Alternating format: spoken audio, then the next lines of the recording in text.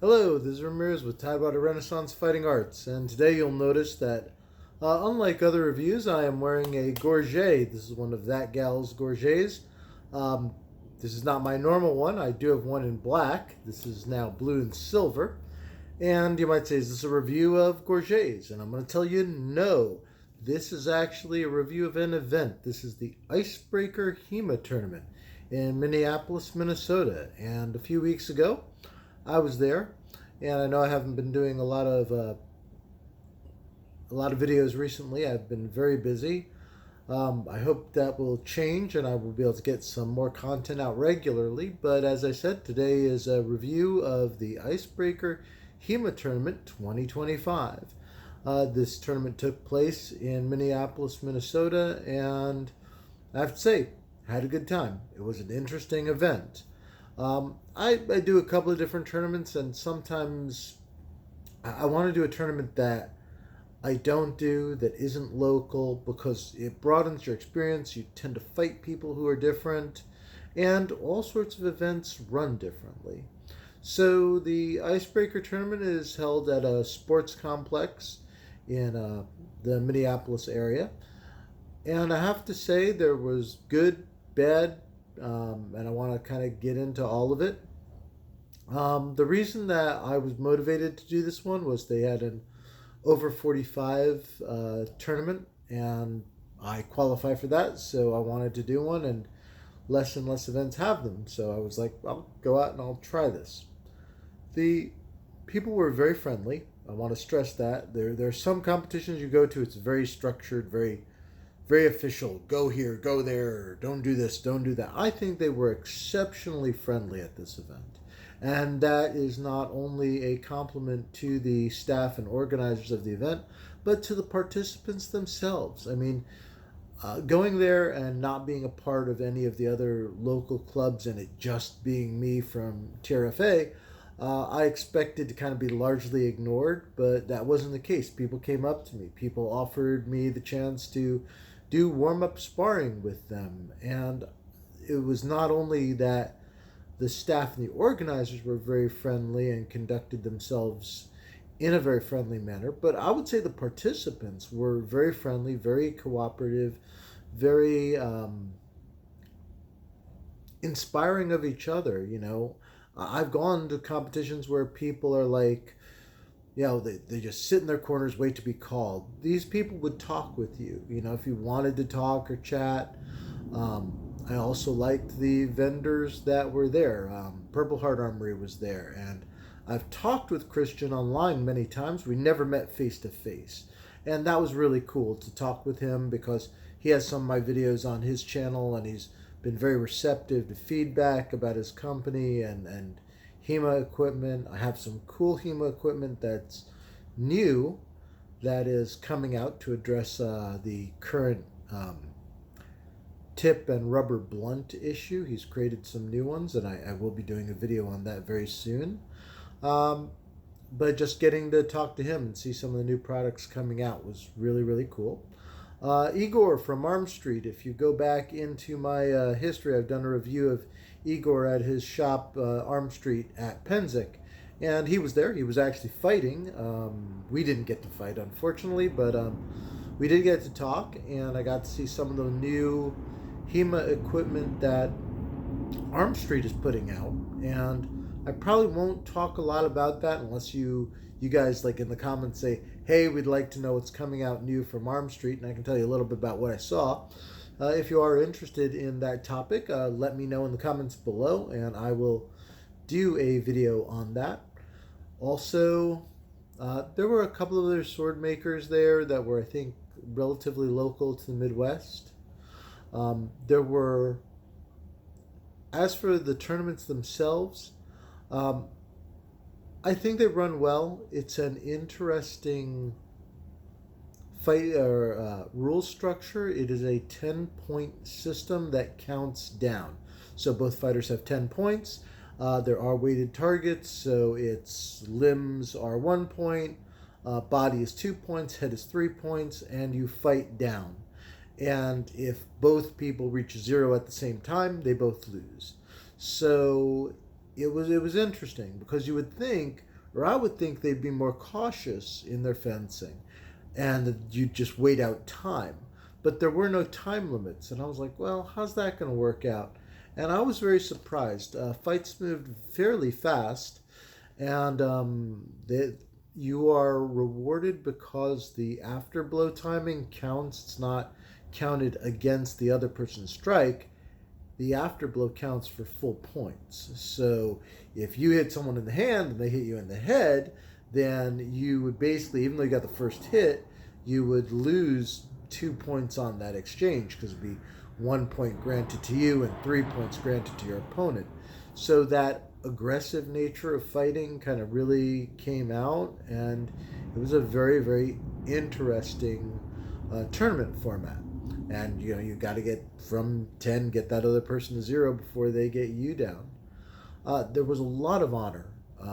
People calling blows themselves, and Icebreaker recognizes that, and they actually give an award for every tournament for the person who shows greatest honor. And that's something I don't see a lot in a lot of different places. They had a lot of special category awards. They also had some nice prizes as well as the medals themselves, which were beautiful, and didn't get one, but maybe next time. But they also gave away like Dane axes from Arms and Armor. That they had some really, really nice prizes for the winners of the different tournaments. And then they had other special categories. They had special awards for the person who got the most hand shots. They had awards for, I forget there was another award that I wish I could remember, but off the top of my head I can't. And then they had the best dressed fencer, the most dashing fencer. And the most dashing fencer got a custom gorget by That Gal's Gorget and Darksword Armory. Or Darkwood Armory. Yes, Darkwood Armory. And that would be this one. So guess who the most dashing fencer at Icebreaker was? It was me. So unfortunately, I wasn't there to actually receive the award. They did that award on Sunday, and I was flying back to Virginia at that time. But I did win, and they did send this out, which is why this review is coming a little bit later than normal. They did have, and I always like this, some tournaments have it, some tournaments don't, some sort of social gathering. So there was a local bar and restaurant, and they had a big dinner at that event where you could meet and hang out with your fellow fencers in a non-fencing environment. So I always have a blast with those things. At a very interesting bar. So it was pretty cool, pretty nice time out there. I got to make some friends of people that I'd met in tournaments but never fought against, or I had fought against and didn't get the chance to talk. So Steven, if you're out there, it was really cool hanging out with you and getting to know you a little bit better. Also getting to know some of the other local clubs that were in the greater Minnesota area. I think that overall people were pretty friendly and pretty open. Like you could go and talk to them about different things. And what else happened there? Oh, I have to tell you about this. If you're on my Facebook, you may have seen the pictures of it. Some guy brought a katante. And what I mean is it was part katana and part montante. They had the guard of the montante hooked onto an old Akado blades sword. Really weird. The guy was interesting. He had a orange kind of uniform with a plastic traffic cone on the top of his helmet. He was a very interesting cat to talk to. They would not, unsurprisingly, they would not let him spar in the tournament with that sword, but it was really it was something else to look at, and definitely a conversation starter amongst the fencers that were there. So yeah, I mean, the great time, very, very interesting in terms of the event format itself and how it played out. It was a very different tournament than any other that I had done.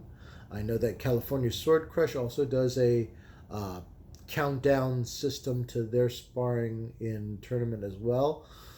Haven't really made it out to some of the California events, but I know that they do that. I know that Icebreaker does it, and I'd be open to doing it again.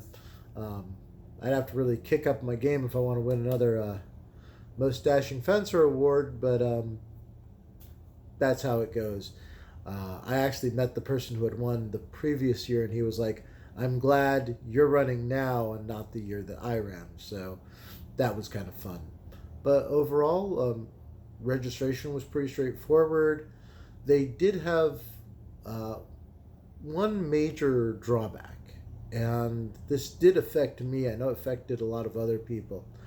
The automated computer system for fights and scoring went down in the middle of the tournament. So that meant, especially during the longsword tournament, there were fights that weren't counted because the pools had to be changed and swapped around, and I think they had to do that twice before they got things running.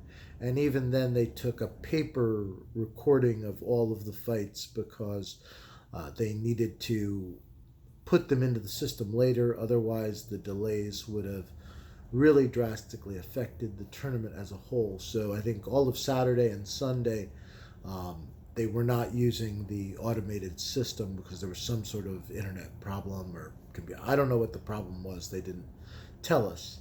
The downside of that is that all of the fights are not going to be uploaded to HEMA ratings. So even though we all participated in the tournament, it won't affect our scores in HEMA ratings. And for someone like me, I think I did pretty well in my pool. I may not have advanced, but I was on the higher end of people in my longsword pool. So I would have liked those scores to have counted towards my rating. But unfortunately, they felt there were fights that literally happened and then the system went down. So they had to redo those. And that's not fair to the people who had already fought. Maybe they'd won something, and then when they reshuffled the pools, they didn't score as well. So I get it. And that was really the only downside to the event. So if you're in the Minnesota area, or even if you're not, there were a couple of us. I know there were a couple of people from New Jersey. There was myself from Virginia. There were a couple of out-of-towners. But it was a fun event. There were a lot of good folks there. There's a lot of good and positive attitudes. I personally would like to see more of that in the competitive HEMA world. So maybe some people should be taking notes. So it was a really great time. I had a great time with it. I was super stoked to win an award. So that was really, really cool. And I enjoyed it. General review is positive. Icebreaker, keep doing what you're doing, and hopefully I will see you in the future. I don't always do my same travel tournaments every year, so I might not be there next year, but I'll definitely be there sometime again in the future. So once again, that's my review of Icebreaker. This is Ramirez with Tidewater Renaissance Fighting Arts. We're based out of Norfolk, Virginia, and I will see you in the next video.